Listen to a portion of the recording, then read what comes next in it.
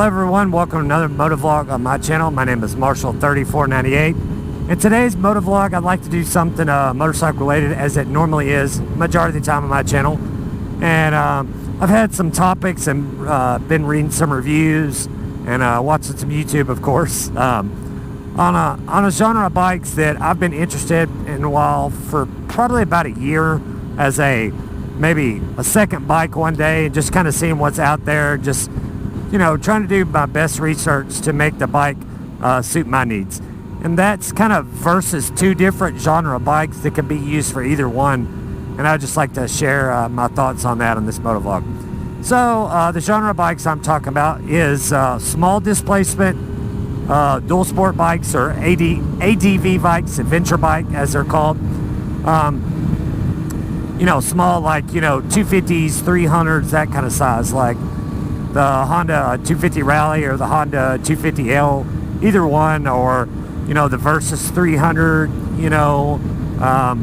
Some of those bikes, they bridge the gap, like the Versus 300. It bridges the gap between not so much off-road, very limited, like maybe fire roads, no single track stuff, but then like the Honda Rally, it's more geared towards maybe 50-50, 50 on-road, 50 off-road.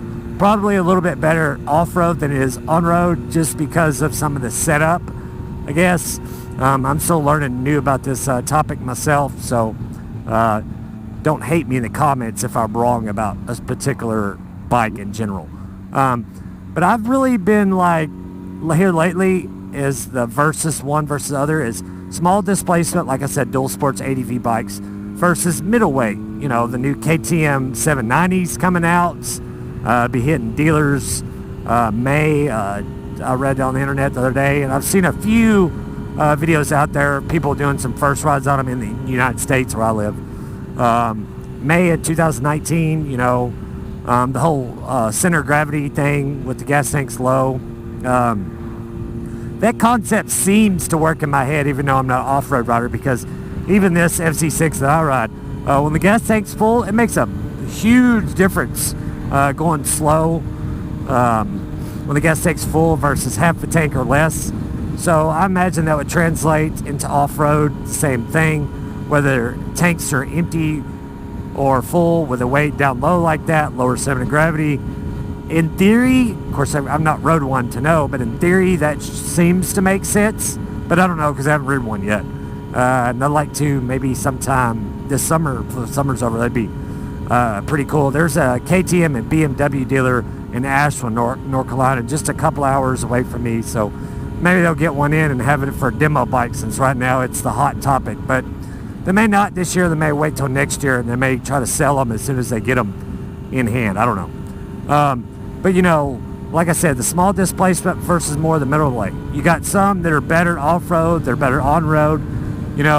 Supposedly in 2020, maybe late 2020, US is supposed to get the Yamaha Super Tenere 700. That looks pretty promising, but that bike, is probably good at both. But it looks like, to me, from what I can tell, looks like it's going to be a better off-road bike. Maybe the KTM is too, I don't know.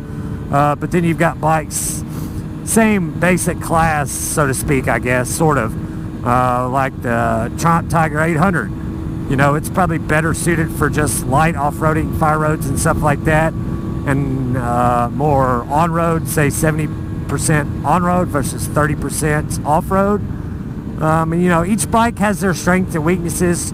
Motorcycling, as I've learned, in any genre of bikes and riding gear and everything else, it's all about compromises. If this is what you want the bike to do, well, it doesn't do that well, but it does this better. So you have to figure out what you want, because not all of us can afford 10 motorcycles in the garage to ride, even though I'm sure a lot of us would love to have that, but that's not realistic. So, but like I said, I've been kind of comparing all that stuff. You got another bike, same kind of thing, kind of like the Trump Tiger, BMW 850 GS. The 750 GS is really more road biased and just adventure style than it is off-road.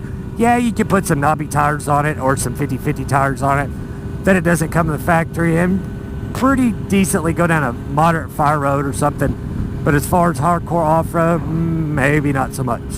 The 850GS and the 850GS Adventure, I think, is probably a little bit better off-road, but I don't know because I haven't rode one of those either. So it's a lot to think about, you know, as I've been doing my research and, you know, kind of maybe in the next, say, 3 years, getting a second bike, so to speak. Just something for around town and occasional fire road, just to break up monotony. Maybe use it for commuting too. There's a lot of options out there, and I just try to do my research and make a good bike purchase. I don't know. I may end up, like I said, I don't know which to go with. Smaller bike that's lighter off-road, or a little heavier bike that's better on-road. I don't know. That's yet to be determined. I've yet to make up my mind because I need to do some riding for the bikes myself and get some more research, because off-road riding to me is brand new to me. You know, I know nothing about it, but it seems fun in theory to me. I don't know. But I just thought I'd like to make a motovlog and maybe get everybody's thoughts and opinions and comments on that. Of course, not everybody's going to agree with this motovlog, just like I'm not going to agree with everybody's comments. Like I said, motorcycling is about compromise, and what they want the bike to do or not to do is totally up to them, and that's their choice and their own hard-earned money they're buying with. So to each his own. Whatever makes you happy and make you feel all warm and fuzzy, go for it, is what I say, you know. Maybe some of us really like the adventure style, so maybe some of us aren't looking for it as a second bike. Maybe somebody wants to do that all the time, and that's cool too. You know, whatever you want the bike to do, you buy what you want, what makes you